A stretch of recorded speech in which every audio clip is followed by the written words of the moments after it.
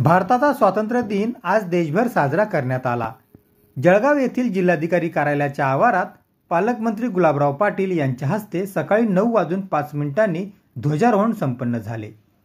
यावेळी जिल्हाधिकारी आयुष प्रसाद, जिल्हा पोलीस अधीक्षक डॉक्टर महेश्वर रेड्डी, महानगरपालिकेचे आयुक्त ज्ञानेश्वर ढेरे, जिल्हा परिषदेच्या मुख्य कार्यकारी अधिकारी Minal Karanwal, civil surgeon doctor Kiran Patil आदी मान्यवरांसह नागरिकांची उपस्थिती होती।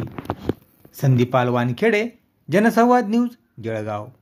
आपल्या देशाच्या स्वातंत्र्यासाठी प्राण अर्पण करणाऱ्या, आयुष्यात झोकून देणाऱ्या सर्व वीरांना आज कृतज्ञतेने मी स्मरतो आणि पवित्र स्मृती संदन करतो। या सोहळ्यात उपस्थित असलेले स्वातंत्र्य सैनिक, ज्येष्ठ नागरिक, लोकप्रतिनिधी, अधिकारी, कर्मचारी, पत्रकार, विद्यार्थी, पालक आणि माझ्या सर्व जिल्हावासियांना मनपूर्वक स्वातंत्र्य दिनाच्या शुभेच्छा देतो। स्वातंत्र्यानंतर भारताने सामाजिक, शैक्षणिक, आर्थिक, सांस्कृतिक, औद्योगिक अशा सर्व क्षेत्रामध्ये उल्लेखनीय प्रगती केलेली आहे। महाराष्ट्राने नेहमीच देशाच्या विकासात अग्रणी राहून भरीव योगदान दिले आहे। शासनाचे सर्वांगीण विकासाचा केंद्रबिंदू सामान्य नागरिक ठरवून मागासवर्गीय, दुर्बल घटक, शेतकरी, महिला आणि युवकांच्या विविध योजना राबवल्या आहेत। मुख्यमंत्री देवेंद्र फडणवीस, उपमुख्यमंत्री एकनाथ शिंदे आणि अजितदादा यांच्या नेतृत्वाखाली राज्य सरकारने शेतकरी, महिला आणि युवकांच्या अनेक महत्त्वाचे निर्णय घेतले आहेत। जळगाव जिल्ह्यात कृषी क्षेत्रासाठी मनरेगा, प्रधानमंत्री पीक विमा योजना, हवामान आधारित पीक फळ विमा, राष्ट्रीय कृषी विकास योजना, कृषी यांत्रिकीकरण, अन्न प्रक्रिया योजना यातून मोठ्या प्रमाणात निधी वितरित करण्यात आला आहे। खरीप हंगामात सुद्धा कोट्यवधी रुपयाचा विमा भरपाई थेट शेतकऱ्यांच्या खात्यात जमा झाली आहे। नैसर्गिक आपत्तीमुळे नुकसानीची भरपाई देशासाठीही शासन वचनबद्ध आहे। महिला सबलीकरणाच्या दिशेने मोठे पाऊल टाकत जळगाव अत्याधुनिक महिला व बाल विकास भवन उभारले आहे। त्याचे लोकार्पण आज होत आहे। सखी वन स्टॉप सेंटर या नवीन इमारतीचं सुरू झाले आहे। पीडित महिलांना तातडीने मदत, वैद्यकीय उपचार, कायदेशीर सल्ला आश्रय मिळत आहे। महिलांच्या सबलीकरणासाठी कृतिशील पाऊल म्हणून ओळखली जाणारी संकल्पना म्हणजे राज्यात पहिल्यांदा महिला बचत गटाच्यासाठी बहिणाबाई स्मार्ट ही संकल्पना राबवून निधीची तरतूद करण्यात आली आहे। जिल्ह्यात 11 ठिकाणी मार्ट सुरू करण्याची अंमलबजावणी करणारा आपला पहिला जिल्हा ठरला आहे। या गोष्टीचा मला आनंद आहे।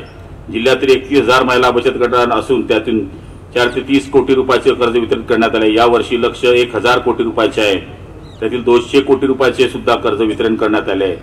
ही महिलांची आर्थिक उन्नती चळवळ जिल्ह्यात अधिक सक्षम करण्यासाठी आमचा प्रयत्न त्यात मोठे बळ मिळत आहे। या वर्षीपासून राज्यात महिला आर्थिक, सामाजिक, शैक्षणिक, आरोग्य सक्षमीकरणाच्या 25-26 अधिशक्ती अभियान राबवण्यात येणार असून महिलांच्या प्रगतीसाठी उल्लेखनीय कार्य करणाऱ्या ग्रामपंचायतींना तालुका, जिल्हा स्तरावर अधिशक्ती पुरस्कार प्रदान केले जाणार आहे। या पुरस्काराची रक्कम 1 लाख ते 10 लाख अशा असून ती महिला व बाल विकासाच्या खर्च करण्यात येणार आहे। मूल्यांकन दरवर्षी करण्यात येत असून मार्च महिन्यामध्ये पुरस्काराचे वितरण होणार आहे। आरोग्य क्षेत्रातील सिव्हिल हॉस्पिटल आणि शासकीय वैद्यकीय विद्यालयामध्ये CT स्कॅन, ICU, जळीत कक्ष, SWL सेंटर अशा अत्याधुनिक सुविधा मागच्या 2 वर्षात जवळपास 57 कोटी रुपयाचा निधी आपण उपलब्ध करून दिलेला आहे। गरिबांच्या महागड्या खासगी रुग्णालयात परवडत नाही, पण जिल्हा रुग्णालयात अत्याधिक उपकरण वापर हजारो गरजूंच्या शस्त्रक्रिया होत आहे। चिंचोली येथे सुसज्ज मेडिकल हब उभारण्याच्या मार्गावर आहे। यात सर्व प्रकारचे उपचार एकाच ठिकाणी मिळतील। वाहतुकीच्या दृष्टीने पाळधी ते तरसोद हा 17 किलोमीटरचा बायपास मार्ग तयार होणार असून लवकर तो सुरू होईल। त्यामुळे शहराच्या वाहतुकीवर ताण कमी होणार आहे। पाळधीपर्यंतचा रस्ता हा दुरुस्तीसाठी सुद्धा मंजुरी मिळाली आहे।